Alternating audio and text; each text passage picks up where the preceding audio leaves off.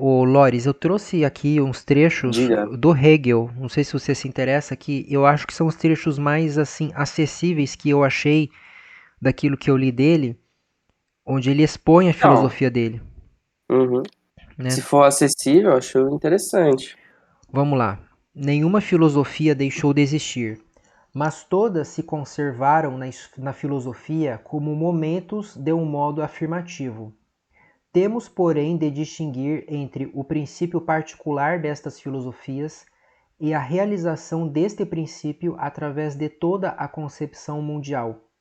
Os princípios conservaram-se e, sendo a mais recente filosofia o resultado dos princípios anteriores, nenhuma filosofia é, em dia algum, refutada. O que aparece refutado não é o princípio desta filosofia, mas sim o fato de este princípio ter podido ser considerado como determinação última e absoluta. Na história da filosofia, não temos de nos ocupar com o passado, embora seja propriamente uma história. Os produtos científicos da razão formam o conteúdo desta história, e estes não constituem um passado. O que se obteve neste domínio foi a verdade, e esta é eterna, não existe num tempo e deixa de existir noutro. É verdadeira não só hoje e amanhã, mas fora de todo o tempo, e, embora esteja no tempo, é sempre verdadeira em todos os tempos. Os corpos dos espíritos, que são os heróis desta história, a vida no tempo e os destinos exteriores dos filósofos passaram, mas as suas obras, os seus pensamentos não sofreram o mesmo destino, porque o conteúdo racional das suas obras não foi imaginado nem sonhado por eles. Foi Ok? atingido, foi conquistado, Ok, então digamos assim. a filosofia não é sonambulismo, mas sim consciência desenvolvida. E a obra daqueles heróis consiste em ter trazido o racional em si à luz, em tê-lo arrancado à profundidade do espírito, onde primitivamente se encontrava unicamente como substância, como ser interno, e em passá-lo para a consciência e para o conhecimento. Estas formas estão em contínuo despertar. Estes fatos não ficaram depositados no tempo da memória, como quadros de épocas passadas, mas encontram-se sempre presentes e vivos como ao tempo da sua primeira manifestação. São ações e obras que não são anuladas nem interrompidas por outras posteriores, mas nós próprios devemos estar presentes nelas. Não tem tela, nem mármore, nem papel, nem representação, nem memória como elemento em que possam conservar, elementos que são efêmeros ou constituem a base do que é passageiro, mas tem o pensamento, o conceito, a essência imutável do espírito, onde não penetra a traça nem o caruncho. Os produtos do pensamento constituídos em pensamento formam o próprio ser do espírito. Nem por isso estes conhecimentos são coletâneas de noções, ou conhecimentos do que é morto, soterrado e decomposto. A história da filosofia ocupa-se daquilo que não envelhece, daquilo que é o presente vivo. Uau. Qual que é o nome desse texto? Eu vou pegar. É do negócio do espírito ou não? Não, não é a E, fenomenologia do espírito, Hoje. não. Espera aí que eu vou pegar para Nossa. vocês. É caralho, que texto denso da porra. Se achou, isso aqui é pouco, viu? Eu tenho textos piores. É. Eu acho que era a didática do Rafa que me fazia entender o Hegel, porque é bem difícil entender. Mas eu tava Sim. captando conteúdo através do Rafa, não sei porquê. Tava captando, né? Que bom. Sim. Eu tô colocando em comentários o podcast o nome do livro. Eu falei, ô, Vou Rafa, dar uma olhada aqui. eu falei pra você que eu tinha feito um curso de Kant, né? Aham. Sobre ótica marxista. Tipo, o cara citou Kant e Hegel, sabe? Uhum. Tipo, num artigo dele. A parte de Kant foi até que de boa pra compreender, sabe? Uhum. Chegou a parte de Hegel, eu falei, mano, que porra esse cara tá falando, velho? Uhum. Eu falei, que merda ele quer dizer, velho? Não sei lá. É que Um dia eu vou Hegel, tentar ler. o Hegel é aquele cara assim que você, sabe aquele cara que fala uma língua que você não domina, mas você fica prestando atenção nele, o jeito como ele se comunica, o olho dele, a forma como ele gesticula, e aí você pega algumas palavras e você consegue pelo contexto saber o pensamento dele. É isso que eu sinto no Hegel. Esse livro aqui realmente eu acho bem acessível, mas fenomenologia do espírito, ciência da lógica, aí é outra língua, sabe? E aí a gente tem que usar o coração para entender aquilo que ele tá falando. Eu tenho essa visão. Sim. Tem um professor que morreu há alguns anos, foi um dos maiores entendidos de Hegel do Brasil e talvez da humanidade, que era o Cirne Lima, né? Com letra C, Cirne Lima. E no YouTube tem as aulas dele ainda, né? E lá ele fala muito sobre Hegel, ele resume a ciência da lógica inteira em uma aula. Ele chega a falar, ó, se você entendeu essa aula, você entendeu a ciência da lógica, que é o livro mais indicado para entender uh, o Hegel mesmo, sabe? Talvez ainda mais importante que a fenomenologia do espírito. É a base, assim, do pensamento dele, né? Esse é o que faz parte do texto que a gente estava lendo, Ciência da Lógica? Não, não, eu coloquei aí em comentários o podcast, a Introdução à História da Filosofia, o nome desse livro, para você ver como que Ah, esse sim, livro é legal. palatável, né? Alguém que escreveu Introdução à História da Filosofia, né? Realmente o cara estava querendo se fazer entender, né? Entender. E mesmo Uhum. assim ficou dessa forma. Agora, nos outros livros, não. Ele faz questão de escrever difícil. Ele escrevia de um modo para que somente o leitor mais afoito, mais sedento, sabe? Aquele leitor que Sim, fosse a encarnação do espírito universal mesmo. Porque o espírito caraca. universal ele tá na busca desenfreada de si mesmo, né? Porque é justamente essa aí uma dos comentários que se faz, né, dos memes. Que os Uhum, textos deles são difíceis e que não sei o quê. uhum. Você tem que ter em mente aquilo que os outros falaram antes dele, né? Descartes, Sim. principalmente ó, Descartes, Berkeley, Hume e Kant. Ah, e também os dois idealistas que vieram antes do Hegel, porque o Hegel, na verdade, ele pegou. Mas é como ele mesmo falou, né? A filosofia sendo as diversas correntes filosóficas sendo reflexo da verdade, Uhum, que o não se He... diferenciam. Ó, é o seguinte, eu parei de ler o Hegel porque eu vi que a base dele é o Fichte, que foi um alemão que era seguidor do Kant, só que o Fichte negava a coisa em si. Então ele acabou criando uma outra filosofia, né? E o Puxa, Fichte foi quem falou sobre a como que se tese escreve esse fict? Você F, pode Fichte. escreve lá FI, no comentários, tá? por favor. Fichte. É o seguinte, cara, esse Fichte foi quem deu a ideia de que existe a tese, a antítese e a síntese, né? Então, o conhecimento para ele era uma coisa Ah, a tríplice, dialética. é a dialética. E muita gente acha que foi o Hegel, mas o Hegel nunca falou dessa forma, de tese, antítese e Ah, síntese, né? O Fichte, no livro dele, eu fala não sobre isso. sabia. Então, eu fiz um resumo do Fichte, mas, Pensava cara, que era o Hegel que tinha feito. aí que tá. Muita gente fala que o Hegel não tem nada de original. Ele mesclou Fichte com um outro alemão que veio depois do Fichte, que foi o Schelling. Os dois eram idealistas, né? Então tinha o idealismo subjetivo do Fichte, baseado na ideia do eu puro, que põe o não eu para se encontrar por esse contraste. Então havia um princípio criador, que era o eu puro.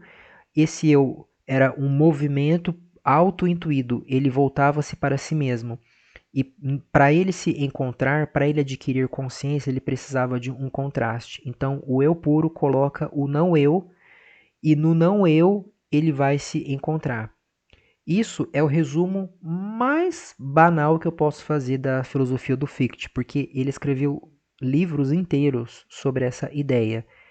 É, aí tem o Schelling, que falava do idealismo objetivo, sobre o qual eu não posso falar muito porque eu não li nada do Schelling. Aí o Hegel, ele era fã do Heráclito, né, filósofo grego, que falava que tudo muda, todas as coisas estão em um movimento cíclico, E aí ele mesclou Fichte e Schelling, usando a filosofia do É, Heráclito. ele mexe com isso. Então, O cara e, é bom. então o Hegel ele cita muito o Heráclito, né, que falava sobre isso, que nenhum Deus criou o universo, que conforme suas próprias leis, como um fogo vivo, se acende e se apaga. Isso lembra o eterno retorno de Nietzsche, né? Hum, Sim. Pra mesmo, né? Muito Aquele texto também interessante. me lembrou o Thomas Kuhn, né?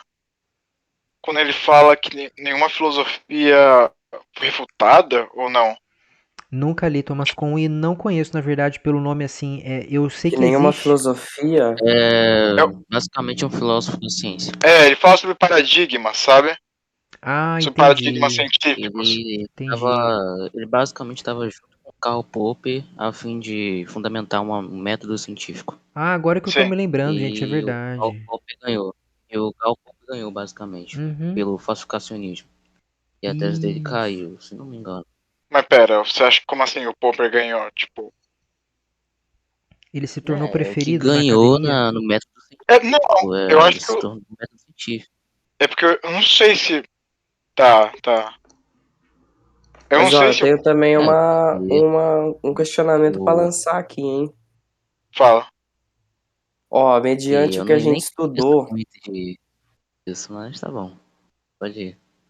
mediante o que a gente viu ali sobre a relação da história com a filosofia, né? Que ele comentou sobre essa relação e que também nenhuma filosofia é refutada, certo? Uhum. É, Certo. eu já fiquei sabendo sobre a tal filosofia analítica, né? Que é uma filosofia que Sim, busca, até onde eu sei, que busca entender as ideias simplesmente como ideias. E não entender, tipo assim, Hegel pensou X, Platão pensou Y, Fulano pensou tal. Eu não preciso ficar discutindo quem pensou, nem quando e nem onde, de que país essa pessoa veio e etc. Na filosofia analítica importa mais as ideias e ponto. Seria isso? Olha, bom, Respondam aí, eu não sei. bem, você tá Bom, falando. mesmo que. Diga. eu Você tá. pensava que a filosofia analítica era a filosofia da linguagem, mas não sei, ou então filosofia da lógica, né? Então, um dia eu vi no canal do filósofo graduando em filosofia, né? Ele faz graduação, o Elan Marinho, que ele comenta, então, né, essa parte da filosofia analítica. Hum, Tá. E aí tá, continue. ele comenta que filosofia analítica é isso. Entendi que a filosofia Mesmo analítica. que Tá, pode a falar. filosofia analítica Vai, busca ó. tomar as ideias como simplesmente ideias e discuti-las. Você não precisa ficar falando, o eterno retorno de Nietzsche. Não precisa falar de Nietzsche. Fale eterno retorno. Ponto. Uhum. Entendeu? Seria por aí. Pior que faz sentido, porque os analíticos eram o Bertrand Daí que vem o embate. Russell e etc. E todos eles investigavam a história da filosofia, né? Então, Mentira, aí justamente aí que vem o embate. Pensando naquilo que Hegel falou sobre a história da filosofia, até onde é importante o que é exatamente a história da filosofia, se não pensar naqueles que pensaram tal coisa, né? E de onde eles vieram e esses parâmetros, aí a gente vai né? entrar no campo de filosofia da história, né? Eu acho. Ó, Eu acho muito interessante. Fala aí, Rafael. então, eu tô abrindo aqui um artigo, ó, InfoEscola, que diz que a filosofia analítica foi desenvolvida ao longo do século XX, Sim. caracterizando-se por renovar a metodologia filosófica. É Ela por aí. é Que dominante eu me nos lembro é por aí. países. Olha só, ela contrasta com a filosofia continental baseada majoritariamente em autores europeus, enquanto a analítica é É por dominante em lógica. países de língua inglesa. Como uma prática filosófica, é caracterizada pela valorização da clareza e precisão argumentativa, utilizando-se da lógica formal, análise conceitual e, em alguns casos, da matemática e ciências naturais. Tem suas raízes no início do século XX, com um movimento conhecido como positivismo lógico e em filósofos como Bertrand Russell, o pai da lógica moderna, Gottlob Frege, E o Wittgenstein, provavelmente. Acho que é Gottfried. isso, Wittgenstein também, George Edward Moore, e Esse eu também nunca conheci, não. Mas vale. ele é defensor dos conceitos do senso comum. Então vamos ver aqui. Entre Caramba. os aspectos, encontramos especialmente o princípio positivista lógico, segundo o qual não existem fatos filosóficos, sendo o objeto da filosofia o esclarecimento lógico do pensamento, a recusa em produzir filosofia a partir de sistemas filosóficos gerais, preferindo investigações mais restritas, afirmadas com rigor ou utilizando a linguagem ordinária, e o princípio segundo o qual o esclarecimento do pensamento só pode ser atingido pela análise da forma lógica das proposições filosóficas. Então, assim, pelo que eu entendi, os filósofos dessa escola não querem construir um sistema de tudo, como Kant e o próprio Hegel, que tentaram escrever sobre epistemologia, metafísica, ontologia como se fosse uma unidade, mas eles se preocupam mais com problemas pontuais, analisado de forma lógica, analisado de forma exata. E deixa eu ver o que fala mais depois do texto aqui.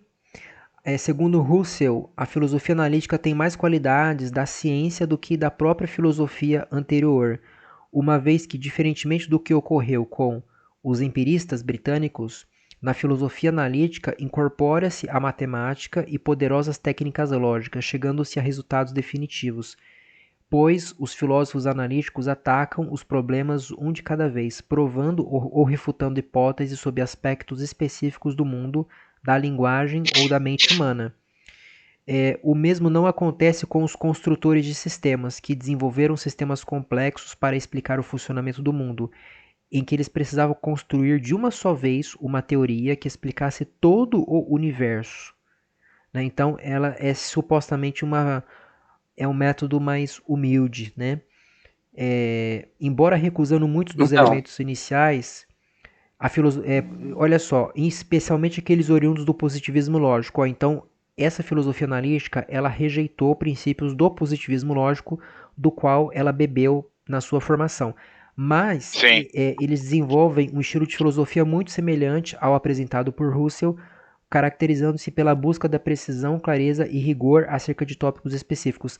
Tem um livro do Russell que é Os Problemas da Filosofia, e talvez seja um excelente exemplo dessa filosofia analítica, porque lá, quem sim, leu, vocês leram, né? Então vocês sabem. Então, eu perfeito. não li, mas também relacionado ao Bom, que outro eu dia. não li. Fale, Relacionado ao Lopes. que outro dia eu mandei no geral, que eu Hum, falei assim, quais são os problemas atuais da filosofia? Porque eu queria uhum, justamente perguntar isso daí, né? O que é que você já se resolveu e o que é que não. uhum, E aí, acho que, se não me engano, foi o próprio Cafezinho que me respondeu com o Wittgenstein, né? E falou assim, existem problemas filosóficos? hum. Aí eu falei assim, acho que existem. E aí eu dei uma filosofada lá, mas... Bom, dando uma resumida, o Wittgenstein fala que o problema filosófico que rege é a ponta da linguagem. Né? A linguagem seria os limites do mundo. E a filosofia estaria ultrapassando os limites do mundo, estaria ultrapassando a própria linguagem. E é por isso que a filosofia seria um grande problema filosófico para ele. Mas ele mesmo, no próprio livro dele, ele mesmo fala que essa tese é errônea. Essa tese é falaciosa.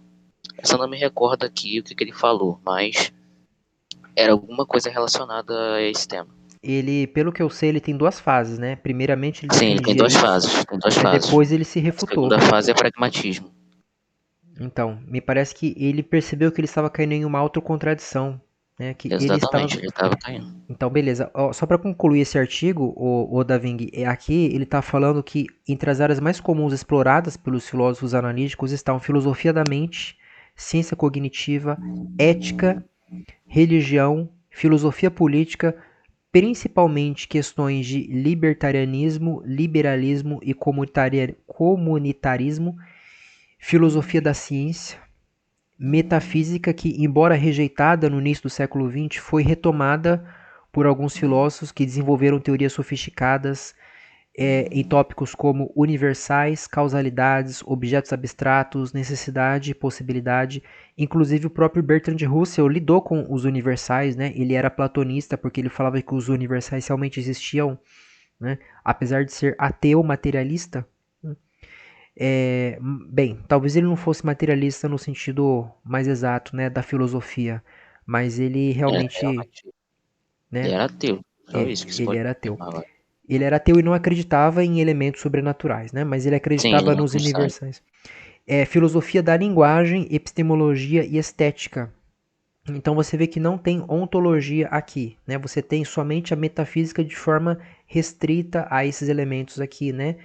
Das Sim. categorias universal, causal, abstrato, necessário, possível, né? E é isso, cara. Após ler esse artigo, né, sobre a filosofia analítica, eu não pude Sim, sim. deixar de perceber que me parece que quem preparou o caminho para isso, né, ou talvez quem adiantou esse projeto, foi o Berkeley.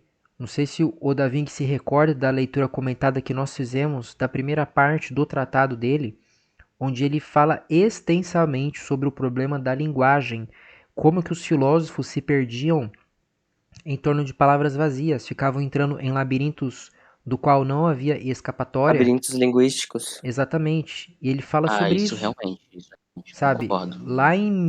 Lá no século XVIII, né? Ele filosofando sobre essa questão, tentou mostrar que o conhecimento depende do uso claro e modesto das palavras, para que a gente não faça abusos, para que a gente não tome as palavras como se fossem coisas, né? E também E para que todos se entendam, né? Penso eu. exatamente. Tem um ramo da filosofia da linguagem. Sim, Aí a então, filosofia da linguagem, o Bertrand Russell, por exemplo, o cara era muito rigoroso no uso das palavras.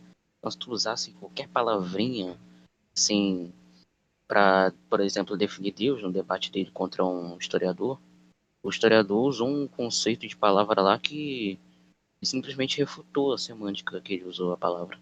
E não uhum. deu para prosseguir o argumento. Ele era muito um filósofo da linguagem. Caralho. Então, Então, realmente, pode ter essa influência aí do Berkeley, eu concordo. uhum.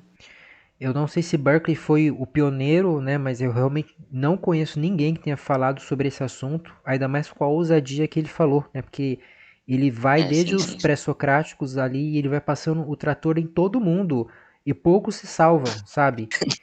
Né? Alguns ele cita É, pelo realmente. nome, outros ele não cita, né? Inclusive o Descartes, que é a pessoa que ele mais combate nesse livro dele, né? Segundo ele, o Descartes cometeu erros muito sérios. Ele fala muito mal do Aristóteles, sabe? Critica asperamente a ontologia aristotélica, né? E eu percebo esse abuso da linguagem quando eu ouço os comentaristas de Aristóteles, sabe? Pô, eles estão falando da mesma coisa É, com três expressões diferentes, Exato, gente, mas é a mesma exato. coisa, sabe? Potência, então, e também você parar pra pensar, necessidade, pô, causa.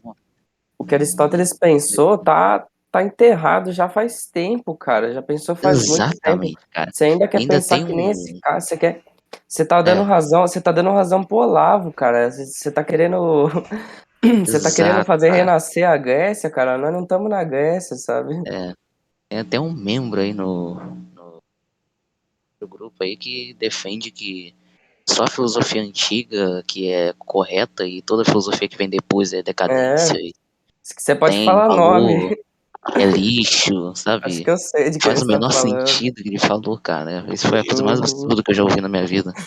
Isso é o que os católicos falam, cara. Eles entendem Exato, ele é exatamente isso. atomista, ele é Uhum. atomista, Sim, eu entendeu? sei.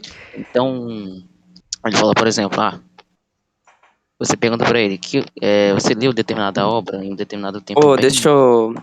O Vai, pode cafezinho, falar. cafezinho, não sei se você tem microfone, mas se quiser pode falar aí. É que ele tá Eu digitando acho no. que ele realmente não quer, não sei, falou no chat que por É, razões pessoais não poderia entrar. Ah, ele que sabe. É que ele fica É, digitando, eu acho que às vezes ele tá, não sei, acanhado de falar no não microfone. sei, realmente não sei não. Não, mas tranquilo, pode continuar. Agora eu esqueci o que eu tinha falado. A gente tava falando que os católicos são Dos assim. tomistas. Sim. Então, por exemplo, você pergunta pro cara que é um tomista, por exemplo, se ele leu determinada obra um pouco mais avançada no tempo, Platão. Sua voz tá muda de novo, sua voz tá longe. Minha voz estava longe, peraí, Pronto, agora eu vou falar. Agora agora sim. voltou. Agora voltou.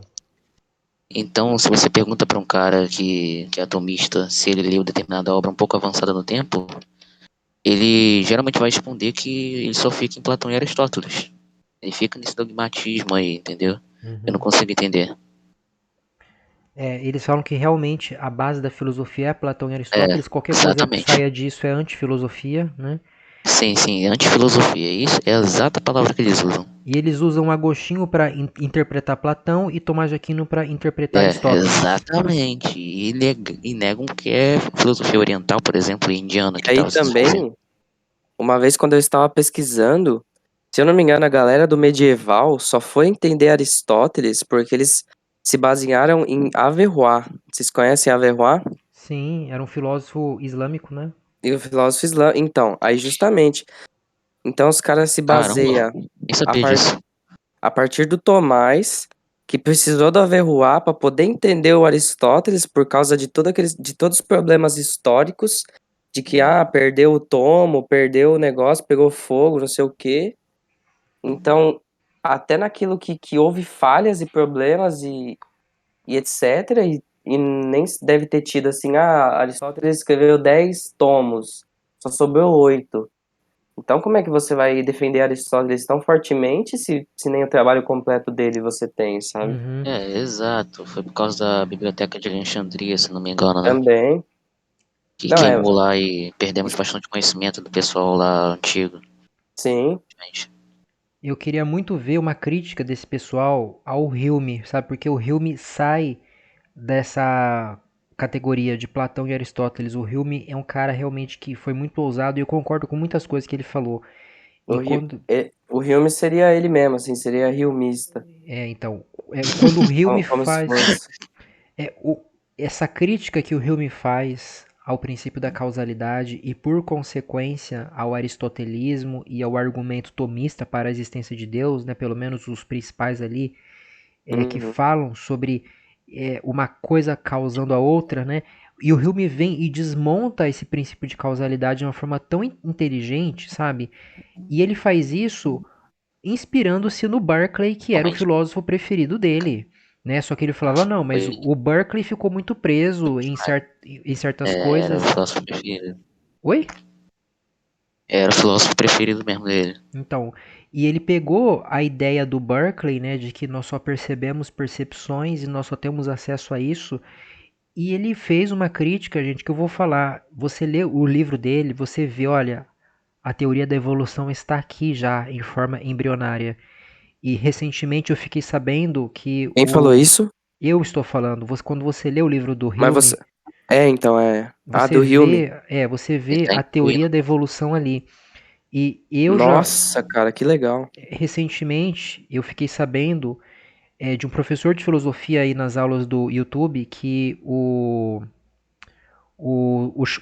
Charles Darwin leu Hume e também E se o, baseou. e também o Albert Einstein se baseou na filosofia do Hume, né, para fazer a sua Nossa. teoria da Caramba. relatividade. Nossa, vou comprar agora, Hume. Quero Hume na minha vida. E olha, e eu vou falar uma coisa, e olha que eu sou anti-Humeano, eu critico muito o Hume. O Hume resolveu o problema do livre-arbítrio, eu não sei por que, que as pessoas debatem isso até hoje. Você lê o livro dele, o Qual cara que é o foi problema? Qual seria o problema fenomenal. do livre-arbítrio? Ué, você é livre ou você é determinado? Eu acho. Ah, sim. E qual a solução?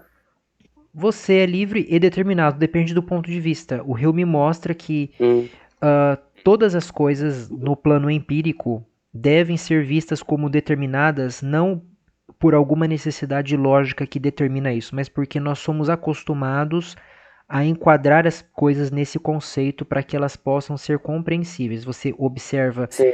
as coisas caindo a todo momento e aí você generaliza isso imaginando que existe uma lei que determina que elas caiam e por isso você acredita que as coisas continuarão caindo daqui a um minuto, daqui a um dia, daqui a um ano.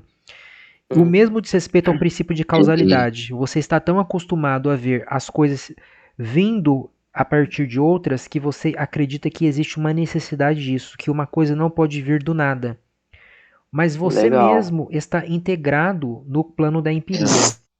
Então você Sim. mesmo tem que ser um ser também que está dentro dessa cadeia de causa e efeito, de modo que as suas escolhas não são livres, mas as suas escolhas são causadas por influências, por fatos anteriores à sua escolha, de modo que você não quebra a cadeia de causa e efeito, mas você está dentro desse fluxo de causa e efeito, de modo que as nossas escolhas não são metafisicamente livres, mas elas são parte dessa cadeia de que uma coisa vai causando a outra.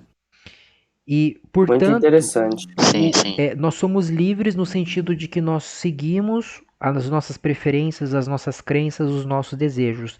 Mas, por outro lado, nós somos determinados porque essas crenças, desejos e preferências, elas mesmas são conformadas por fatos fora de nós, pelo seu nascimento, pela sua criação, pela sua experiência, por fatores inconscientes, etc.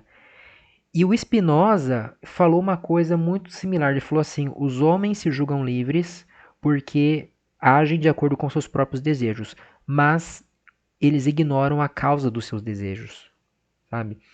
Que parece que depois vai desenvolver melhor no Schopenhauer. Aí eu já não posso falar porque eu realmente não li nada do Schopenhauer. E Nem eu, mas eu tô me referindo ao conceito base, sabe? Tipo, da vontade. Uhum. se você Ô, Max, o seu áudio tá bem ruim. for Eita. psicologia moderna, tá? Se você for pegar a psicologia moderna, por exemplo, E também, ó, o vamos dar voz pro, tá certo, vamos dar voz pro porque cafezinho ali, ó.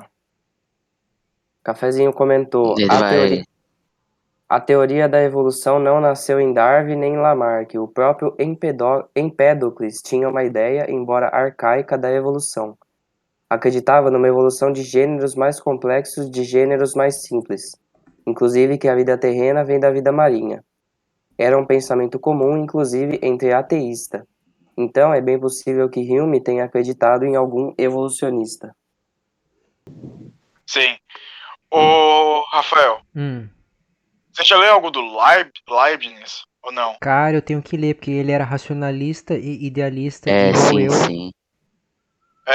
Eu lembrei dele não por causa da filosofia, eu lembrei, não sei, da filosofia dele, mas tipo, eu lembrei por causa do Melhor dos Mundos, sabe? Uhum. Eu falei, caralho, não.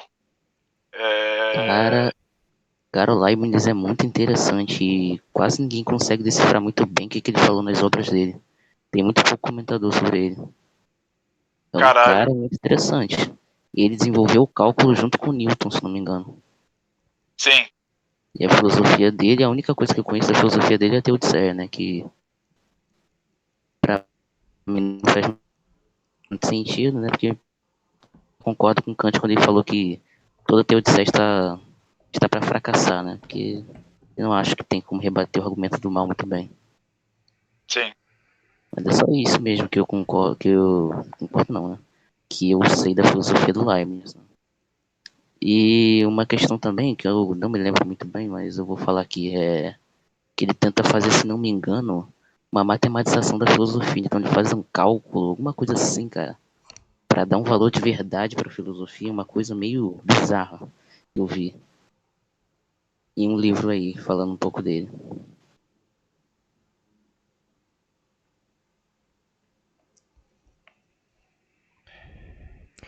Olha só, Mas é só lendo as obras dele, né? Vai, pode falar, Rafa. eu achei um artigo aqui no Crítica na Rede que diz que Einstein ele era muito interessado em filosofia e que ele e alguns amigos formaram um grupo de debate semanal, né? E eles leram, entre outros livros aqui, o Tratado da Natureza Humana do Hume. Né? Esse tratado é um livro que foi um fracasso, sabe? Porque ele era muito hermético, né? Muito complicado. Aí o Hume escreveu o ensaio. O ensaio fez sucesso. Em português não tem esse tratado, né? Para vocês terem noção de como que realmente, Nossa. né? Inclusive eu nunca li isso, eu só li um resumo do tratado, né? Agora, o ensaio, ele é bem didático, mas o Einstein leu, né, esse tratado. Legal. Bom, em inglês Sim. deve ter, né? Quem Sim, sabe um dia deve eu ter. faço uma tradução aí. Uhum. E Eu se eu já. não tava me pensando. engano, o Einstein era panteísta, né? Ele acreditava no Deus de Spinoza, se não me engano. Era. Sim. Tanto que teve problema com a física quântica depois e tudo mais. Teve um problema mesmo também, porque por conta que ele era determinista também, né? Os físicos Sim, quânticos vinham os argumentos deles, por causa que o átomo não pode ser medido muito bem, por causa do princípio de incerteza do Heisenberg, e deu mó treta. sim. Uhum. Eu, eu já li livro dele de maturidade que, cara, você lê o livro, quando ele fala de filosofia e de ciência, parece que ele tá citando Kant, sabe? Tipo, ele Quem? usa a mesma linguagem, o Einstein. Ah, sim. Meu Porque Deus. ele cita como uma linguagem até que mais fácil, né? Mas os termos, sabe? Ele Uhum. fala do juízo sintético, fala do juízo sintético a priori, tipo, não necessariamente falando do Kant. Ele Uhum. fala sobre o conhecimento seguro. E aí. E aí outros textos que ele fala, sei lá, tem um texto dele que ele defende o socialismo, sabe? Hum. Aí ele fala, não. Ele também parafraseia muito o Marx, sabe? Em certo Hum. sentido. Isso É aí Caramba, estranho. isso aí é Fala. prato Spinoza. cheio para os teólogos, pros teóricos da conspiração, porque tem uma teoria da conspiração que diz que a teoria da Caraca, é mesmo. relatividade é uma grande bobagem, sabe que nada disso existe, é tudo mentira de judeu para dominar o mundo. É Conta. tipo, quando os caras recusam que o homem não foi pra lua, tá ligado? Aí eles pegam pelo menos o comandante, né? Não, mas o comandante era marxista, então você tem que duvidar, entendeu? Se Hum, não era nazista no caso. Não, então você tem que duvidar se ele não mudou os planos ali dentro, não sei o que, cara, um negócio assim, muito absurdo, cara. Tem o é. menor sentido. Eu achei uma citação do próprio Einstein aqui, tá? De 1915, em que ele fala que ele estudou Hume com grande admiração um pouco antes de descobrir a relatividade especial. Possivelmente eu não teria chegado à solução do problema sem esses estudos filosóficos. E aí, Caralho. em 1949, ele fala o raciocínio crítico necessário para a descoberta deste ponto central, qual seja, Depois eu vou falar um negócio. tá, esse ponto central aqui é o paradoxo sobre a incompatibilidade entre a lei da constância da velocidade da luz e o princípio da relatividade, né? Então, o raciocínio crítico necessário para descobrir isso foi decisivamente proporcionado pela leitura de David Hume e Ernst Mach, tá? Pode falar. Caramba. Muito interessante. É, relacionado também com uma coisa, né? Normalmente se vende muito Einstein, né, na sociedade, pelas frases que ele falou, é mais importante você ser criativo do que ser inteligente. Sim, Ó, sim, esse sim. tipo de coisa, né? Então, tá, muito provavelmente, né, agora que a gente está vendo mais a fundo, essa criatividade, ela deve ter vindo desses estudos filosóficos, né? Porque justamente Exato. o que o Einstein falou, cara, sobre a relatividade foi uma revolução universal, cara. Quando ele falou essa fita, ele mudou a humanidade. Tipo assim, ele falou um negócio que meio que não tinha como falar, sabe? Mas ele provou por A mais B que tá certo. Tanto é que o Farias, outro dia, né, veio falar que a tal relatividade é falsa e É que Uhum. o quê? É. ele entendeu isso através de lógica, né? Como ele manja de lógica, ele, através do que eu falei sobre relatividade, né, ele analisou o que eu falei e falou assim, isso me parece falso. E aí eu comentei com ele, né, ô Farias, mas esse tal, o que que você me diz então, né?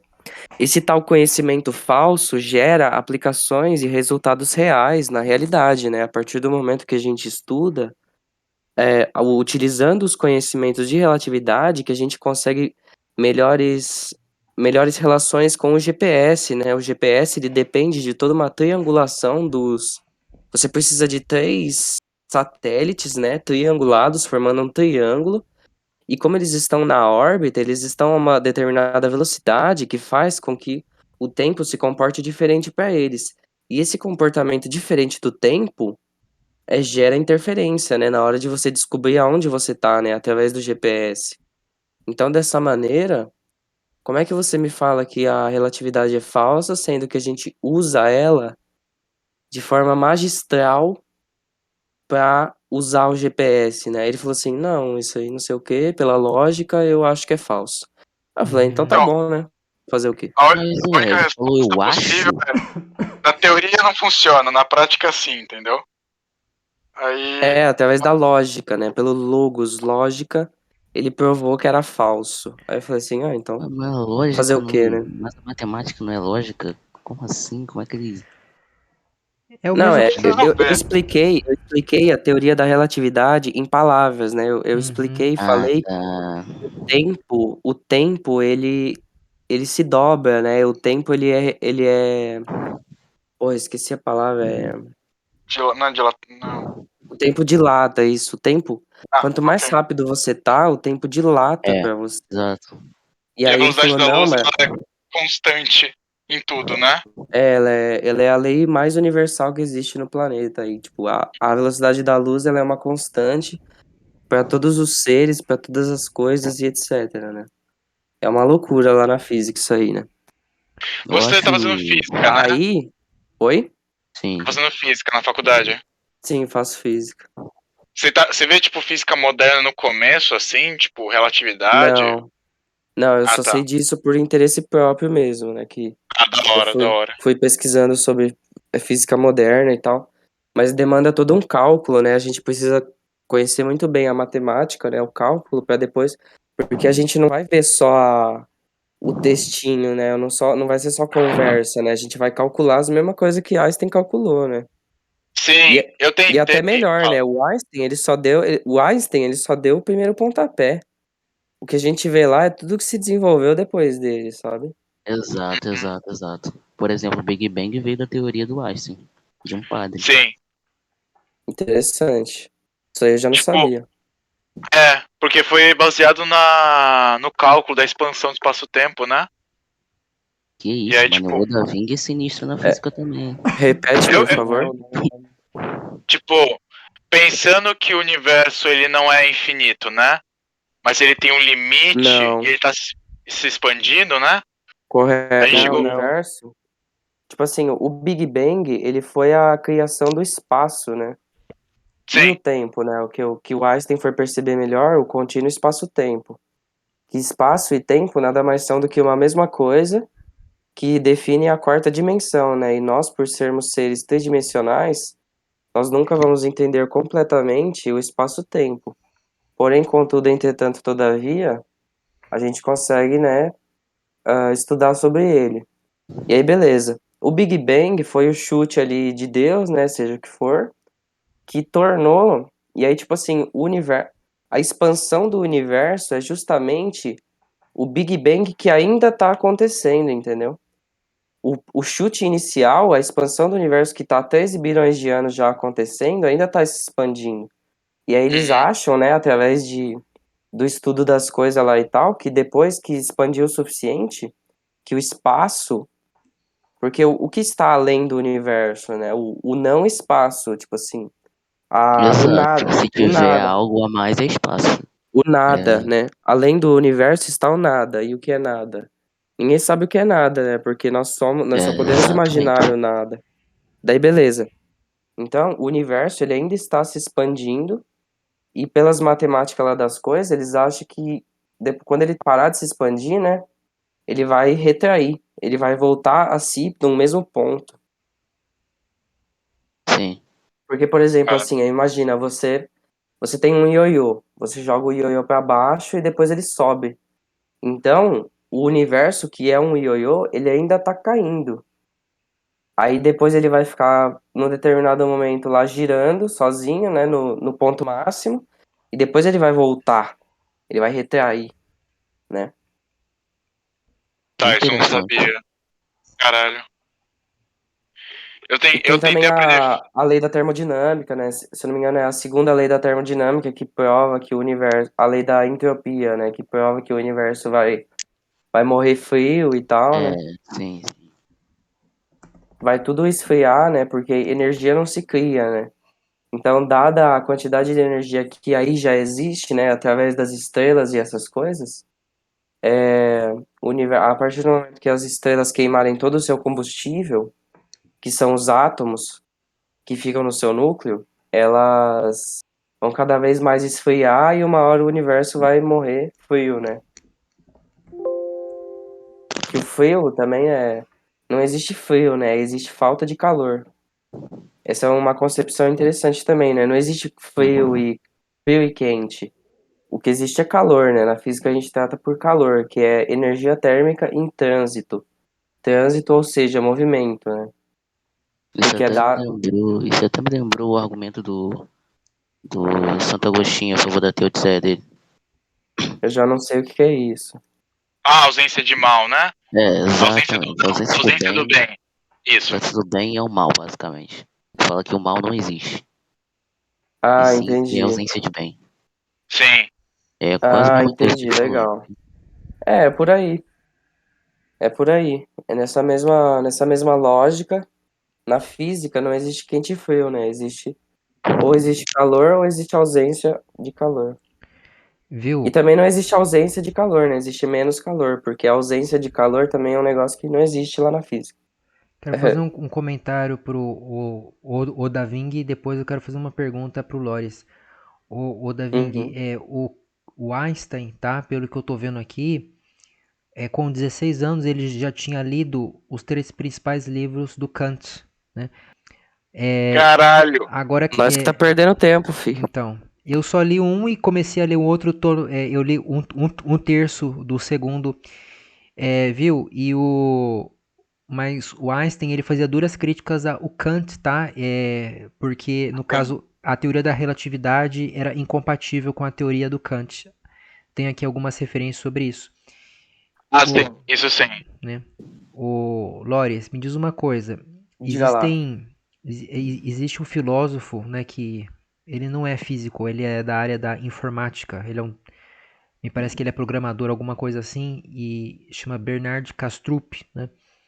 E ele, não só ele, como outros pensadores, né, da área aí da física, dizem que a física quântica, essa área do conhecimento, ela pode ser vista talvez como uma ciência de percepções e não de uma realidade objetiva fora de qualquer sujeito. Existem muitos pensadores que dizem que a física quântica mostra que a realidade ela depende de um sujeito que a perceba, que não há uma realidade em si. O que você acha Hum. disso? Concordo plenamente, cara, porque é o que fala o. Eu não lembro o nome, mas é a teoria do gato de Schrödinger lá. Sabe Uhum. o gato de Schrödinger? Sim, Sei. sim, sim, sim. Então, a teoria do gato de Schrödinger é uma fábula, né? Uma historinha para que você entenda o comportamento dos elétrons. Assim como, imagine, é um exercício de pensamento, né? Para ajudar a compreender o comportamento real dos átomos, que é assim, existe uma caixa, né, fechada. Dentro dessa caixa existe um gato. Esse gato tem lá também um veneno, né? E esse veneno você não sabe se ele tá quebrado ou se ele não tá quebrado. E você só vai conseguir descobrir a partir do momento que você abrir a caixa e olhar, ou seja, observar. Então, até que você observe, o gato se mantém num estado quântico de morte e não morte. Então, o gato ele está morto Sim. e não está morto ao mesmo tempo. Isso é Dessa bizarro, maneira, cara. Isso é bizarro. isso é pra lá de bizarro. A gente estuda essa bizarrice aí, cara. O, o gato é o elétron. O elétron se comporta dessa maneira. Até que você observe ele, ele está num estado quântico, né?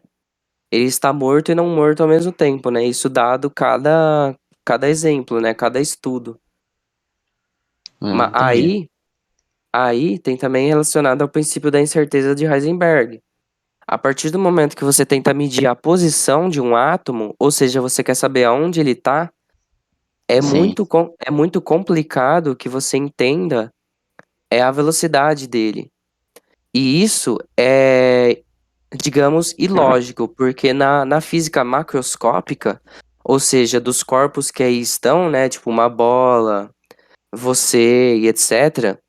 Se você precisa de você precisa de duas coisas para descobrir uma terceira, né? A partir do momento que você conhece velocidade e espaço, né, que é a localização, você consegue descobrir o tempo. Se você tem espaço e tempo, você descobre a velocidade e assim por diante. Daí isso não se aplica ao mundo microscópico, né, que é o mundo dos átomos, né? A partir do momento que você tenta descobrir aonde está um átomo, fica muito difícil você descobrir a velocidade dele. E se você quer medir a velocidade do átomo, fica muito difícil de descobrir aonde ele está. Isso é completamente paradoxal perante tudo que se conhecia de física. sim, eu acho que o Rafa quer falar. Deixa ele falar aí. Uhum. Tá, mas me diz uma coisa, isso significa que enquanto nós não podemos medir a realidade, nós não podemos afirmar nada sobre ela, Nós não mas podemos medir a realidade microscópica. tá. Isso Sim, significa que nós não Existe uma podemos. separação. Tá, nós não podemos mas No afirmar. momento, no momento, a gente ainda está começando a estudar a física quântica e entender melhor os seus mecanismos. Então, Tá, toda a física que nós já conhecíamos, ela explica um determinado mundo. mas A isso não física diz quântica, respeito. Fala. a física quântica explica um mundo completamente diferente.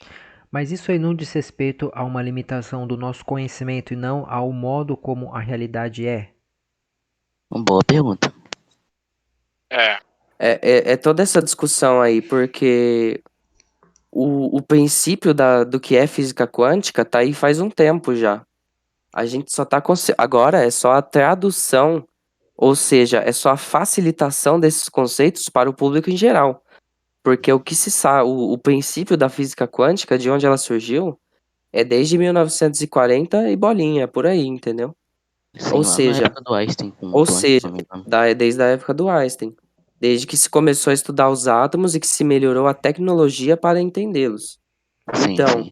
a partir do momento que já se conhece isso faz um tempinho já, e ainda tem problemas, isso pra mim mostra, quer dizer algo, né? Ok, agora ponto. Vou falar outra coisa. É, a relação, né, do pensamento de que, beleza, eu sou formado por células e essas células são formadas por átomos.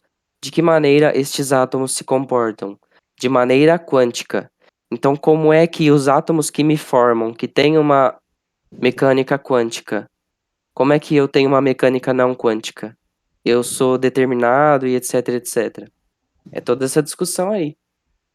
Tá, eu só queria Não. entender o seguinte: uma pessoa que ouve isso você dizendo, ela pode dizer que as partículas subatômicas elas não são determinadas na sua posição antes de serem medidas, mas isso não significa que não havia nada antes da medição e, portanto, pode haver uma realidade objetiva fora de qualquer sujeito que simplesmente nos afeta de um modo ou de outro no momento da medição. Mais ou menos, cara. O detalhe é que, assim, ao, ao medir, a realidade muda. Bom, deixa eu falar uma coisa aqui. Bom, O ato de é, medir transforma o comportamento dos átomos. sim, sim, sim. E se não me engano, para você medir um átomo ou um elétron, você tem que jogar uma luz nesse átomo ou elétron. Isso estimula esse elétron a se movimentar. Só que a luz vai chegar na sua Porque retina, dá energia pra ele. é, exatamente. A luz vai chegar na sua retina e você vai ver o átomo ou elétron quando a Não, luz você foi não vai nem captada ver, nele. né? Quem vai Você ver é o vai ver, instrumento. exatamente. E o átomo já vai estar em outro lugar, enquanto que você está vendo ele quando ele foi captado pela luz.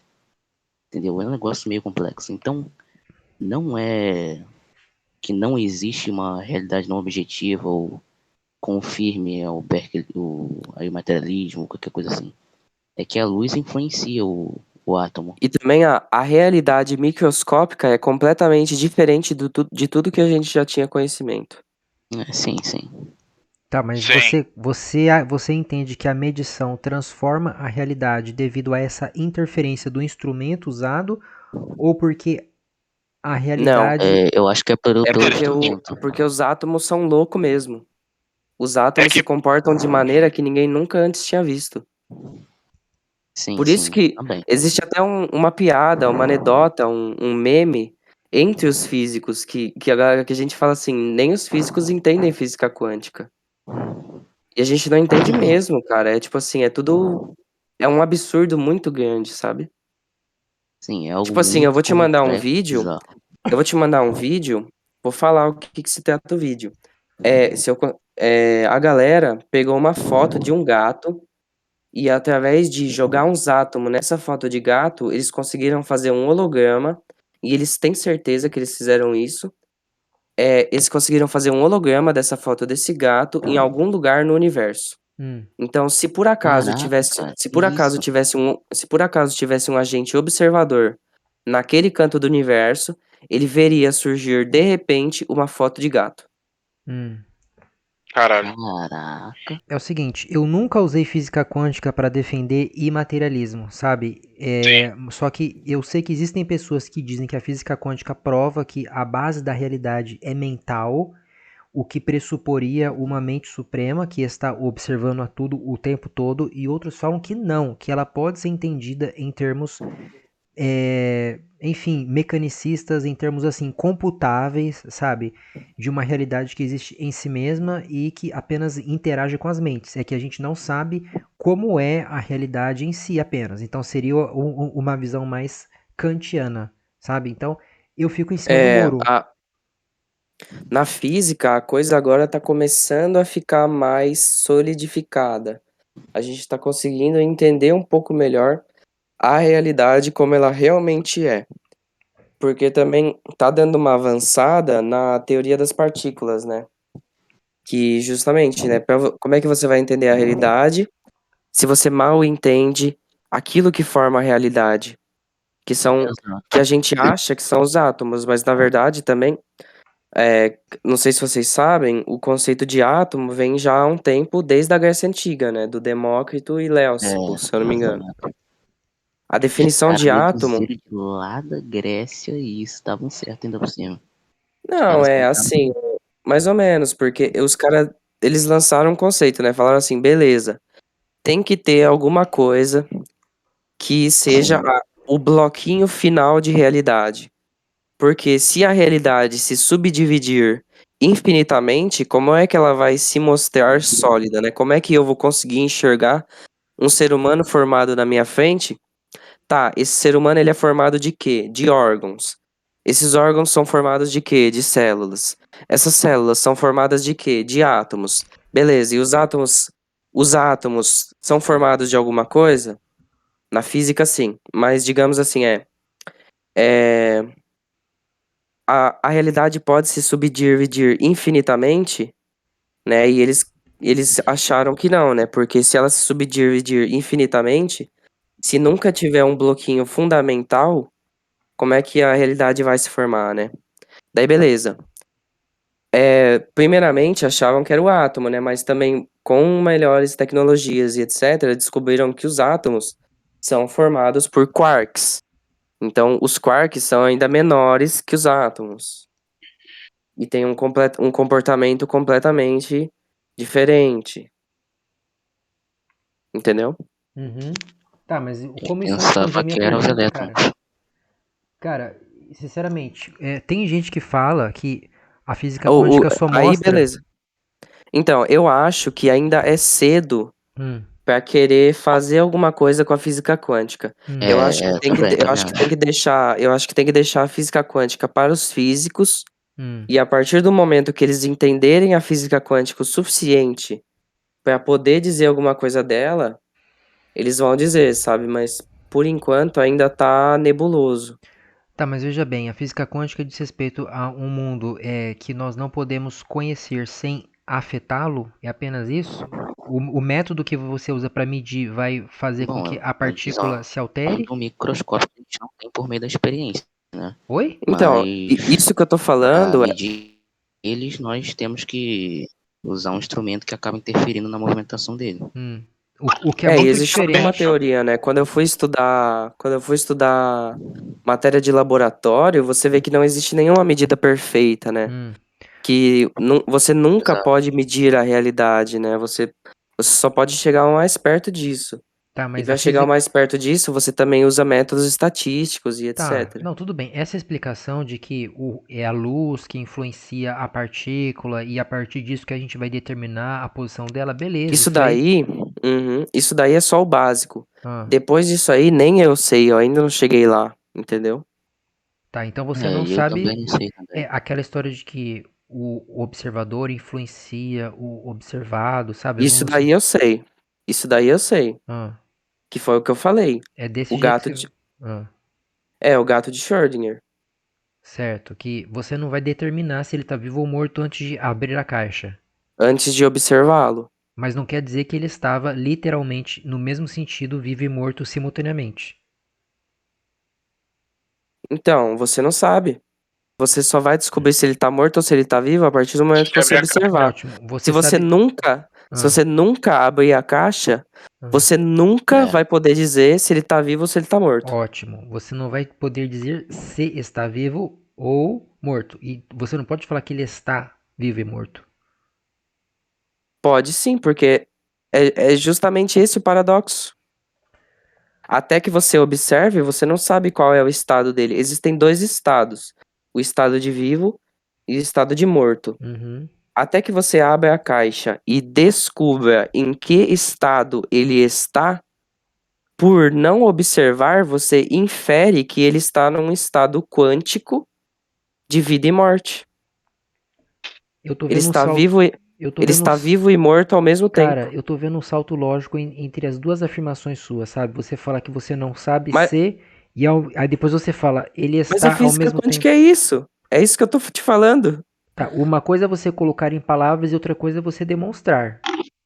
Então, aí eu já vou precisar saber matemática das coisas tudo lá e aí fica difícil, mas é por aí, cara. Quando eu chegar lá, a gente volta a ter essa Talvez, ó, conversa, mas talvez isso se resolva pela seguinte observação. É igual a conversa que eu tive com o diga. Farias, que ele defendeu que os objetos são infinitamente divisíveis, né? Aí eu falei, mas Farias, então você acredita que esse objeto que eu estou segurando agora na minha mão é infinito?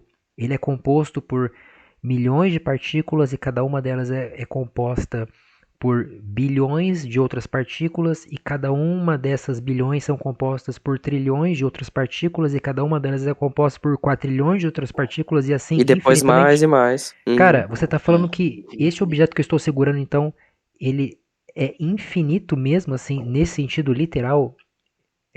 Porque no Berkeleyanismo, como os objetos percebidos nada são além de conjuntos de percepções, não tem problema em eles serem infinitamente divisíveis, porque eles são potencialmente infinitamente divisíveis. Ou seja, se eu pegar esse objeto e ampliar Hum, ele milhares de vezes, eu verei o quê? Uma coisa totalmente diferente dessa que eu estou percebendo agora. Eu seria afetado com outras percepções. Se eu aumentar essa outra figura em milhares de vezes, eu receberei outras percepções. E E assim mesmo assim, você não vai chegar um momento em que você não vai conseguir mais isso, ampliar. perfeito. Nunca, eu não, porque a todo momento a mente suprema vai me afetar com novas percepções e novas percepções, novas percepções e assim, Ah, mas não que agora essas percepções já existam, entendeu? Ela tem uhum. todas as ideias em Tem um si. potencial. Isso, e a mesma coisa é o tamanho do universo. E a mesmíssima coisa, você pode viajar milhões, bilhões, zilhões de quilômetros de anos-luz, você nunca vai chegar no fim, porque a mente suprema Eu já sempre. discordo, dá pra chegar no fim sim. Você acha que dá pra chegar? Não, mas eu entendo que não. A mente Eu tenho certeza que dá, na Não. verdade. O É, universo, ele aí tem um complica. tamanho. Ó, o universo tem um tamanho, tá? Ele tem um tamanho Ah, fixo. um tamanho Só que esse X. tamanho, ele é determinado pelas mentes finitas, porque o universo é como se fosse uma pintura. E ele é imprimido Não, sobre a tela das mentes finitas. Então, o universo eu, físico, a- ele não tem uma é, existência em si mesmo. Ele depende de algum sujeito sim, finito que o capte. Esse universo que nós é captamos, complicado, cara. ele é um reflexo das ideias que estão na mente suprema. Essa mente suprema tem infinitas ideias em si mesma. E ela cria, não é que ela criou, mas ela cria constantemente este universo físico nas mentes finitas. Então, o universo tem um tamanho? Sim, ele é limitado no seu tamanho. Por quê? Porque não existem Porque nós infinitas. somos mentes finitas. Exato, não existem infinitas mentes finitas percebendo todas as ideias divinas a todo momento. Aham.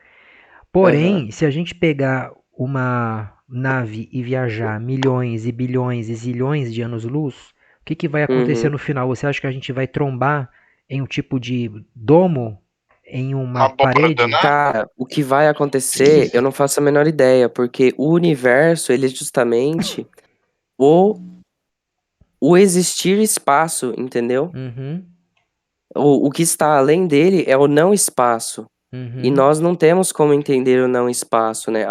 Na minha uhum, concepção atual, não há como entender o não espaço. uhum, Porque não, mesmo o vácuo, quando você fala em vácuo, o uhum, vácuo, ele é um negócio diferente lá. Tem uma definição diferente, mas ele é um espaço vazio, o uhum, vácuo. Mas isso é diferente de um não espaço, uhum. né? Então, você que me diga aí, né, o que você entende por não espaço. O não espaço seria justamente o que está ali na borda entre o universo e o que está além dele. Uhum, O que está além do universo? O não espaço. uhum, O ato do universo existir é a formação do espaço. uhum. Ok.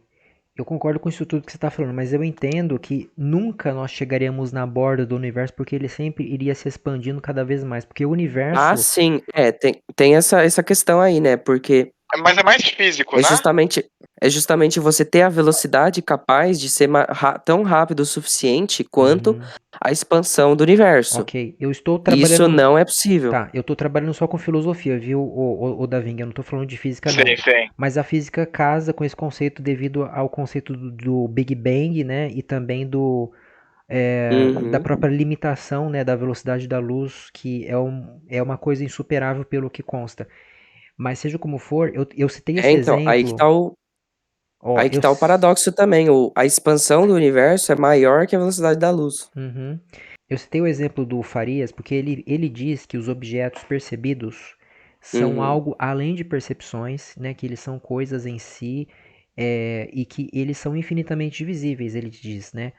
E aí eu falei, olha, o imaterialismo resolve esse problema, né, da divisibilidade infinita devido a esse aspecto que eu citei, de que as coisas são ideias, então esse objeto aqui, ele tem um tamanho definido porque ser é ser Eu o percebido. percebo como ideia É, tal. e ponto final. Agora, o que eu perceberia se eu ampliasse esse objeto milhares de vezes é outra coisa. Eu não estou percebendo agora, então essa ideia ainda não existe, sabe? Ela existirá a partir do momento que eu me comportar de determinado É, modo. então, é isso que a gente faz lá na física. A gente dá uma Uhum. ampliada nos objetos. Então, eu citei isso porque você tinha falado alguma coisa antes, você falou que era o tal, a gente não sabe como resolver isso, mais ou menos por aí, né? Que você falou É que, que tipo assim, pra falar em termos chulos, ah, tá, a física, lembrei. Era a do gato física de quântica, Schrödinger. Gato de é o gato de Schrödinger. A Schrödinger. física quântica, ela é bem doida. Então, aí é que tá. O Sim. gato, ele está vivo e morto ao mesmo tempo, mas em sentido potencial. Não é que ele Ah, está sim. atualmente vivo e morto, entendeu? Mas ele Aí está que em um. tá o, aí que tá o negócio também. Os cara já estão fazendo computação quântica, Uhum, que sabe os bits, né, o 0 e 1, uhum, eles começaram a fazer qubits, que são bits quânticos, que uhum, são bits que contêm o estado de 0 e 1 ao mesmo tempo. Então uhum. não é um bit determinado. Esse bit aqui está em 1, esse bit está em 0. É um bit que está no estado quântico, que está no estado de 1 e 0 ao mesmo tempo nele mesmo, e é isso. Eu falei Diga sobre lá. a influência enorme que o Hume desempenhou, né? E também o Kant, né, desempenhou sobre o Einstein. Einstein. E agora eu vou ter que Uhum. fazer justiça finalmente, né? Porque depois de procurar, eu achei um único artigo e olha que eu tive que pesquisar no caixa ainda, hein? Porque Manda lá no Esse artigo, comentários. então, esse artigo não está mais disponível, mas pelo cache ele ainda aparece que diz assim, Ah, ó, a teoria da relatividade de Einstein foi influenciada até certo grau pela concepção de Berkeley de tempo e espaço, que por sua vez colocou Newton na linha de fogo. É verdade, Newton é o segundo cara mais criticado por Berkeley por causa do conceito de tempo e espaço como coisas objetivas.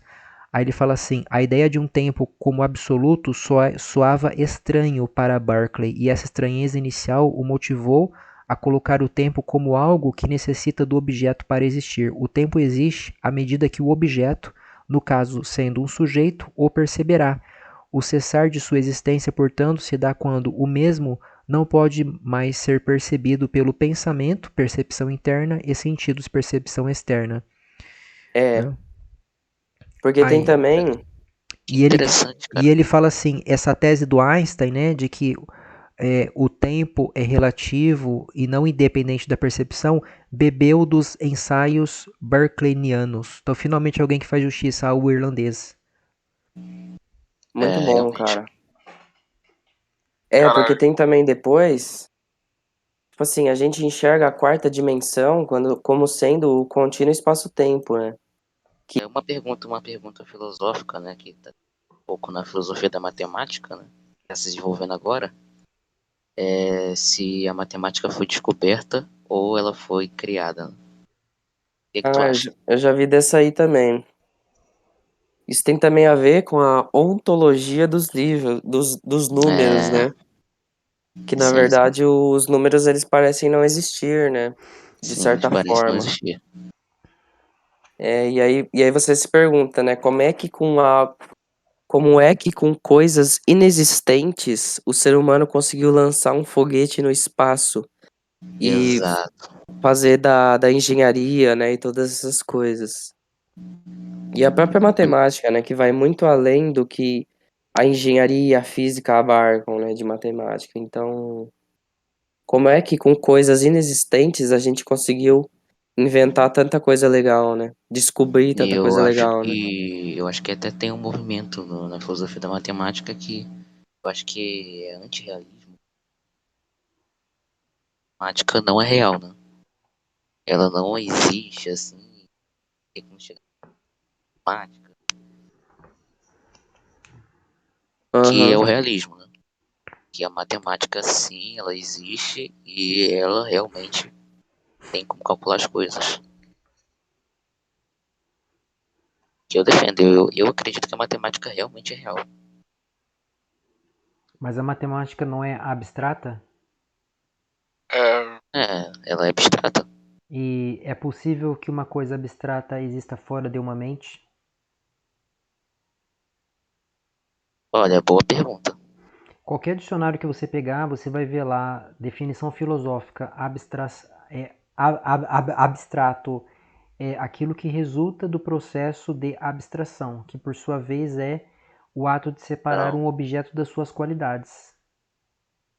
Ah, tá, então concordo, pode prosseguir. A conclusão é exatamente essa. Ah, Abstrato tá. é sinônimo de abstração, que por sua vez requer uma mente. Aquilo que é abstrato só existe em algum sujeito que abstraiu. Sim, sim, sim. Se a matemática existe fora das nossas mentes, então existe uma mente fora das nossas que contém a matemática eternamente? Olha, boa pergunta. Aí tu tá até sustentando a tua tese, né? E eu acho que é até interessante. Respondendo ao que você falou naquela hora, Loris, com respeito ao tempo, né, com respeito ao espaço, na verdade, o Farias ele peca muito, né, com respeito a esse tópico, é, quando ele fala que tempo e espaço são coisas objetivas, absolutas, que pré-existem a tudo e que o próprio tempo e espaço são partes da Ah, causa de todas as coisas concretas, sabe? uhum. E É, ele, então, justamente, quando veio esse pensamento, veio pra cutucar tudo isso aí. É, então, exatamente. ele diz que o tempo e o espaço existem objetivamente e ao mesmo tempo são abstratos. E eu pego nele com É, como respeito a esse assim? ponto. Ah, não tem Dependem da explicação. percepção.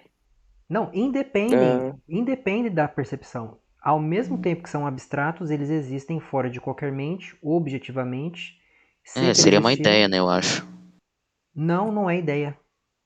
Aí que tá. Ah, Não é que parece contraditório, é contraditório. O Faria chega a hum, dizer que tempo e ah, espaço são ah. causas que não causam. Porque O quê?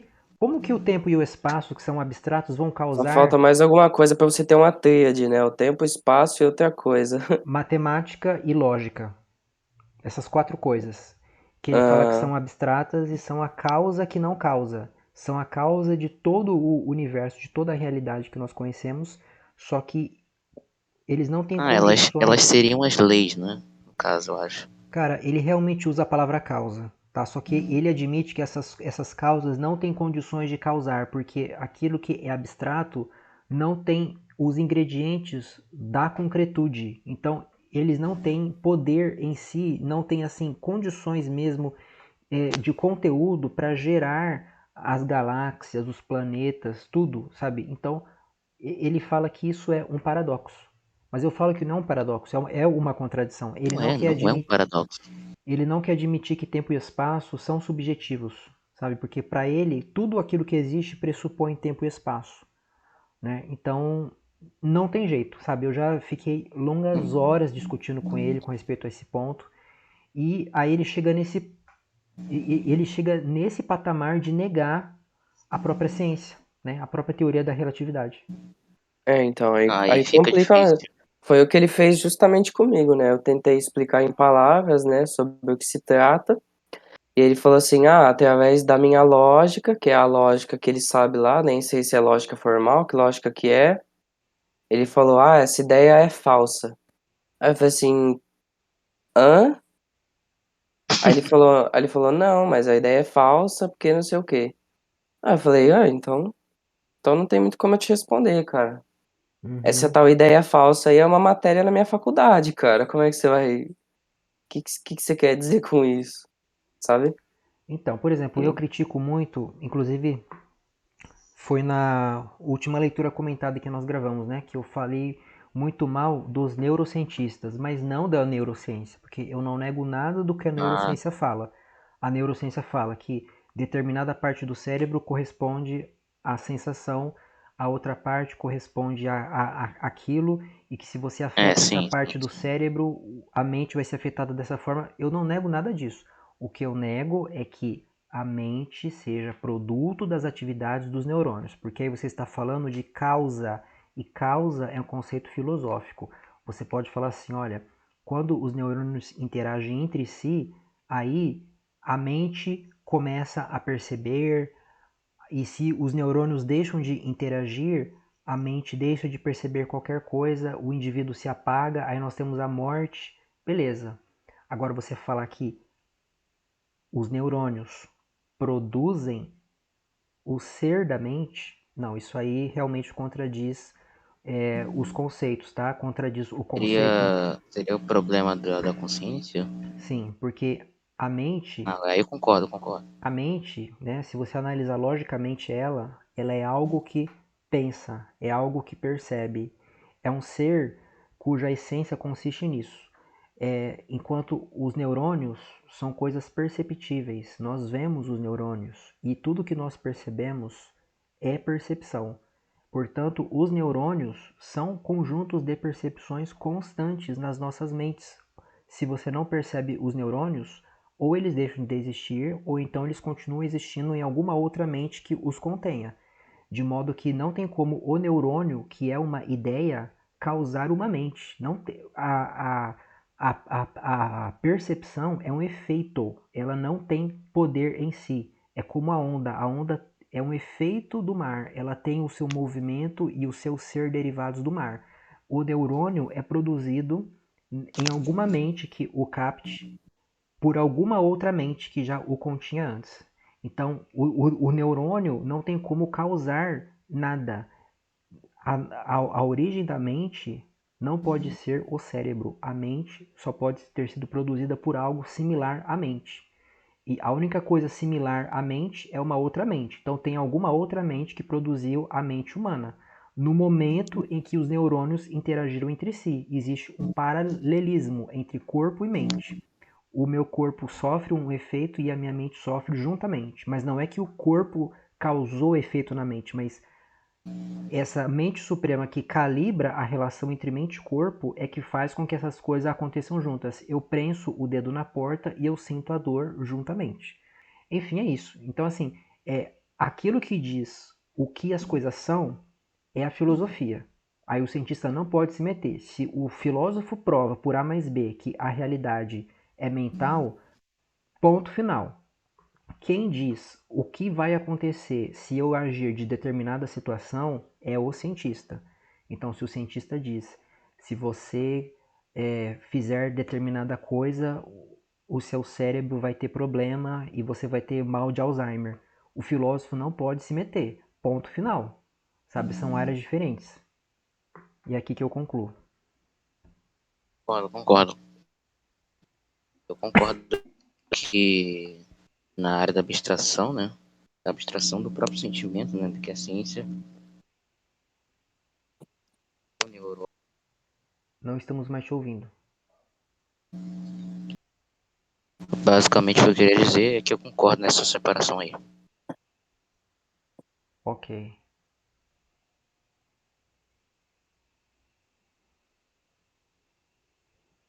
Por isso que eu nunca vou fazer isso que o Farias faz, né? Mas não deixa de ser uma ousadia muito grande intelectual da parte dele. Sim, eu acho interessante a gente ser ousado, mas, tipo assim.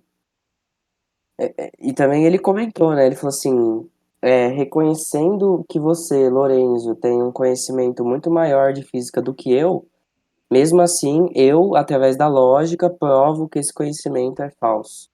Porque o tempo não pode ser isso, e o tempo não pode ser aquilo, e o espaço não pode ser isso e aquilo, e a potência e não sei o quê.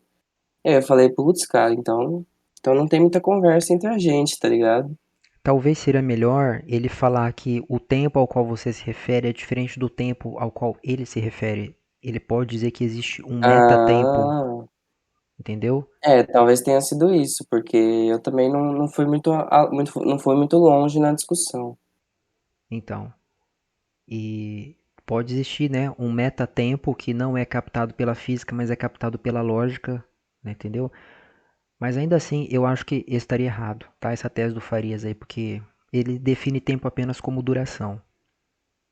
E Eu vi essa definição. para ter duração, tem que ter um objeto, né? Então, quer dizer, o tempo, ele não existe em si mesmo, né? Ele depende o quê? De algo, né?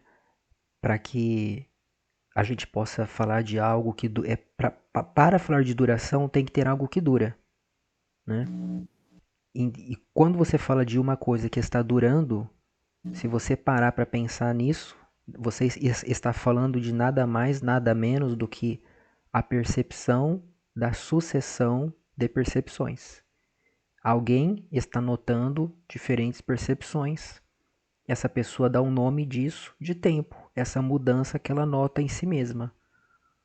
Aí o Farias fala que não, porque o sujeito, para ele existir, ele tem que estar dentro do tempo já. Ele sempre coloca o tempo antes. Isso é um dogma para ele. Ah, Tá. entendi. Mas o que tu fundamentou fez bem mais sentido. Uhum. De que o tempo seria uma sucessão de percepções, e realmente. E o espaço também, ele é uma relação entre percepções invariavelmente, Pois é, isso mesmo. né? O Berkeley fala isso, né? O tempo é uma relação de percepções entre si e depois é uma relação conosco também. Então eu sei quais percepções eu teria se eu me dirigisse até o corredor, por exemplo, né? Aí eu concordo plenamente, aí eu concordo plenamente.